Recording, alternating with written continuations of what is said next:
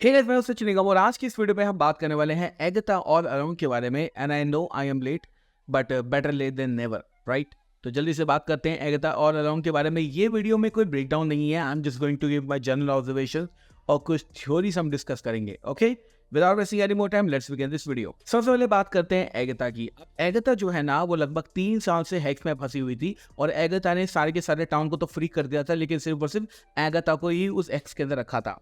और episode first में हमें ये देखने को बताया कि किस तरह से वो उस हेक्स में ना अपनी खुद की रियलिटी बना के जी रही है। जैसा उसने वांडा के साथ किया था, सेम वांडा ने उसके साथ किया। उसके बाद हम देखते हैं कि जो हमारी एग्नेस है ना, वो जब उस हेक्स से बाहर निकलती है, उसको बाहर निकालने के लिए रियो वडाल, जो कि हमारा ऑबरी प्लाजा कैरेक्टर है, और जोलॉक का जो कैरेक्टर है जिसके बारे में अभी किसी को नहीं पता है, वो उसको हेल्प कर रहे हैं वहां से निकलने में। फिर हमें पता लगता है कि फाइनली उस हेक्स में से बाहर निकलने के बाद वो अपनी पावर्स को वापस से गैदर करना चाहती है और इसलिए वो अपना कवन एकत्रित कर कर उस विचेस रोड पर चलना चाहती है, जिसके एंड में वो कुछ भी चाहे उसको मिल सकता है। और ये बात जो ये लड़का है जिसको टीन कहा जा रहा है, ये भी उसको बताता है। तो ऑन हो कह रहा है यहाँ पर, मुझे लगता है कि जब ये सारी की सारी चीजें हो जाएंगी और वो विचेस रोड पूरा कर लेंगे ना, तब एंड में एगाथा जो है वो सारी की सारी पावर ले लेगी और बन जाएगी वापस से वही वाली विच जो वो पहले थी।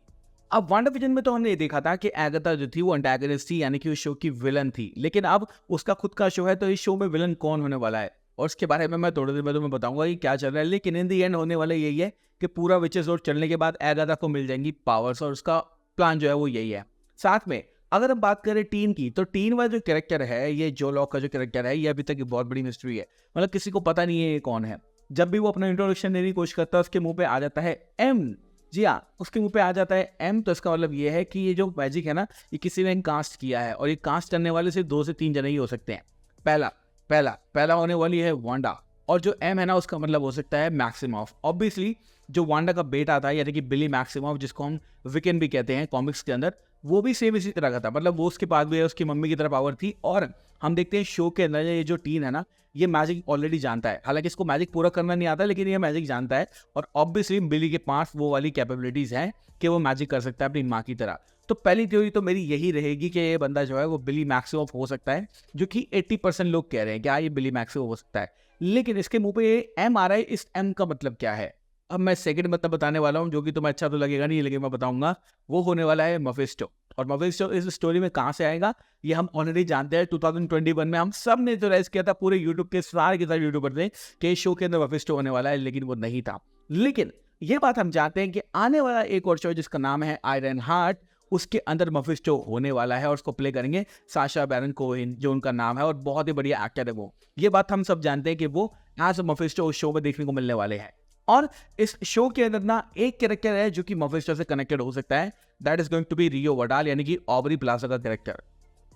अब जो मुझे लगता है वो ये है कि ऑबरी प्लाजा का जो कैरेक्टर है रियो वडाल, वो मफिस्टो की बेटी हो सकती है। जी हाँ, उसने एक डायलॉग में मेंशन किया था कि then I have a black heart, और जो मफिस्टो है उसके बेटे का नाम होता है ब्लैक हार्ट। जी हाँ, तो बिल्कुल ऑब्वियस सी बात है कि कॉमिक्स से 1-to-1 तो टेपिंग है नहीं, है ना, कुछ तो डिफरेंट को करना पड़ेगा। और ये बात हमें पता है कि ऑबरी प्लाजा का जो कैरेक्टर है वो फ्यूचर में हमें कई जगह देखने को मिलने वाला है।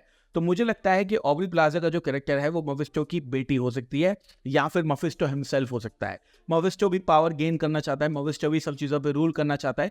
तो 2 ही पॉसिबिलिटी निकल कर आती है, ऑबरी प्लाजा या तो मफिस्टो की बेटी है, और या फिर जो ऑबरी प्लाजा कैरेक्टर है वो मफिस्टो ही है। मेरे को ऐसा लगता है। दूसरी चीज हम देख सकते हैं कि जब जो हमारे टीनेज के मुंह पे एम आता है ना, ये आई थिंक ये स्पेल कास्टेड है ताकि एगाथा को एंड तक कुछ भी पता ना चले।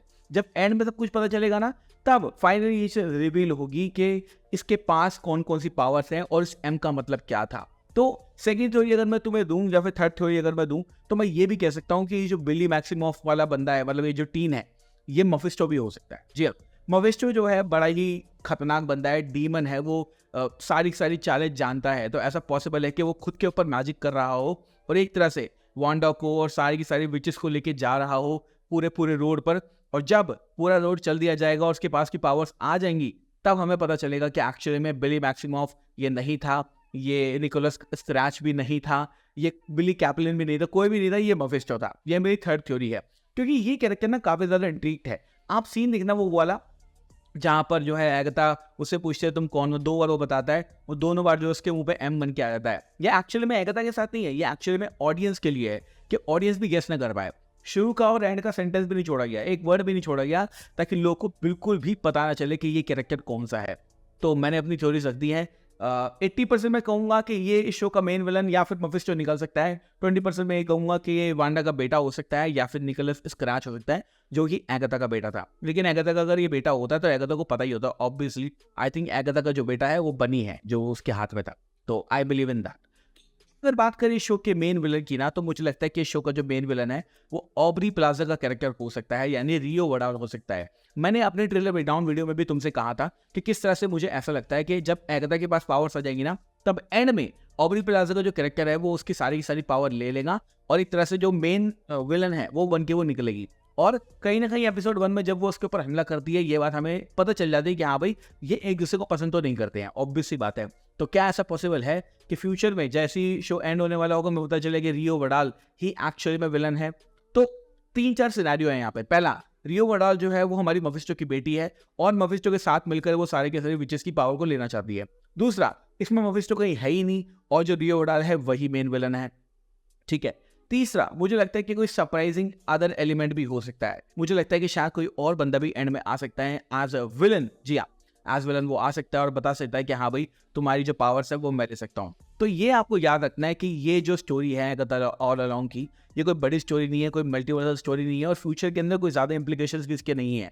तो या it's a very very short story, लेकिन इस शो में ना मुझे लगता है कि एंड में आपको एक ऐसा सरप्राइज मिलने वाला है शायद एमसीयू के अंदर बड़ा कुछ कर दे। यानी ऑलरेडी हम ये बात जानते हैं कि सुपर नेचुरल मैजिक कॉर्नर एक एमसीयू का है, जहाँ पर ऑब्वियसली एगाथा हो गई, वांडा हो गई, डॉक्टर स्ट्रेंज हो गई और हमारे मिडनाइट सन वाले कैरेक्टर हो गए, सारे के सारे होने वाले हैं। तो उस कैरेक्टर के अंदर ना, उस कॉर्नर के अंदर हमें 2-3 कैरेक्टर और चाहिए, जहाँ पे ऑब्री प्लाजा डेफिनेटली रियो वडाल तो होगी ही होगी, साथ में अगर मफिस्टो भी आ जाता है तो बहुत ही बढ़िया होगा। और इस बार तो मैं बेट कर रहा हूँ कि इस शो में ना डेफिनेटली आपको मफिस्टो का कनेक्शन देखने को मिलेगा। मुझे पता है कि 2021 में हम सब ने थ्योरी लगाई थी कि मफिस्टो होने वाला है, वांडो को कंट्रोल कर रहा है, ये है वो है, वो सब फेक हो गई थी, कोई भी नहीं आई थी हमारे सामने सच बात। लेकिन मुझे ऐसा लगता है कि ऑब्री प्लाजा का जो कैरेक्टर है वो कहीं ना कहीं मफिस्टो से कनेक्टेड है। ये टीम मफिस्टो हो सकता है या फिर इस शो में कहीं ना कहीं एंड में मफिस्टो हो सकता है। मतलब मैं कह रहा हूँ, मुझे ऐसा फीलिंग आ रहा है, पता नहीं क्यों, मेरे 6 सेंसेस बोल रहे हैं, ठीक है ना। Now you get it. तो एगाथा ऑल अलोंग का फर्स्ट एंड सेकंड एपिसोड जो पूरी वाइब देता है वो देता है वांडा विजन की। और मैं ये जरूर कहूंगा कि भाई वांडा विजन हमारा फर्स्ट होता है डिज्नी प्लस का, जहाँ से हमने ब्रेकडाउन बनाने शुरू किए थे। So it's a very big thing, क्योंकि 3 साल हो चुके हैं इस चीज़ को और आप लोग अभी भी साथ हो, that is very very good. और मैं ये कहूंगा कि एगाथा ऑल अलोंग में वांडा विजन की वाइब्स तो है, तो सारे के सारे कैरेक्टर जो वांडा विजन में देखे थे हमने इस शो में भी देखे। I love it. अब थर्ड एपिसोड में क्या होने वाला है, आई थिंक अब जो ट्रायल शुरू होगा ना, जहाँ पे अलग अलग विचेस हैं, उन सब विचेस का कुछ पास्ट, कुछ ड्रामा होगा जो कि हर ट्रायल के अंदर उनको झेलना होगा। उनको झेलने के बाद ही वहां से वो निकलेंगे कुछ लर्निंग के साथ में। और सारे के सारे जो विचेस है, वो बुढ़िया, वो काली, सब, मतलब यू गेट द पॉइंट, ठीक है। वो सारे के सारे जो विचेस है उन सब के कुछ ट्रॉमेटिक एक्सपीरियंस होंगे जो ट्रायल में हमें देखने को मिलेंगे। लाइक कुछ भी कह सकते हो आप, एगाथा के साथ कुछ बुरा हुआ होगा पास्ट में, तो वही एज अ ट्रायल वो आ जाएगा विचेस रोड पे। और उस ट्रायल को कंप्लीट करने के बाद में एक एक जो विच है उन सबको उनकी उनकी पावर जो है वो मिलने वाली है। साथ में रियो वडाल भी होगी, ऑब्वियसली वो एंड में सारी की सारी पावर्स को ले लेगी। और अगर जो लॉक का जो कैरेक्टर है वो निकलता है मफिस्टो या वो निकलता है विलन, तो एंड में वो पावर ले लेगा। तो भाई फर्स्ट 2 एपिसोड्स तो मैं कहूंगा बहुत ही डिसेंट है, मैं ये नहीं कहूंगा बहुत ज्यादा बुरे हैं और मैं ये भी नहीं कहूंगा बहुत ज्यादा अच्छे हैं, बट डेफिनेटली वांडा विजन वाली जो वाइब है वो तो मुझे आ रही है and I am very much happy कि ये शो बढ़िया चल रहा है अभी तक, तो at least now for now. Okay, thank you so much for watching this video. मैं हूं सचिन, मिलूंगा आपसे अगली वीडियो के अंदर। Bye guys, love you all and have a great amazing day.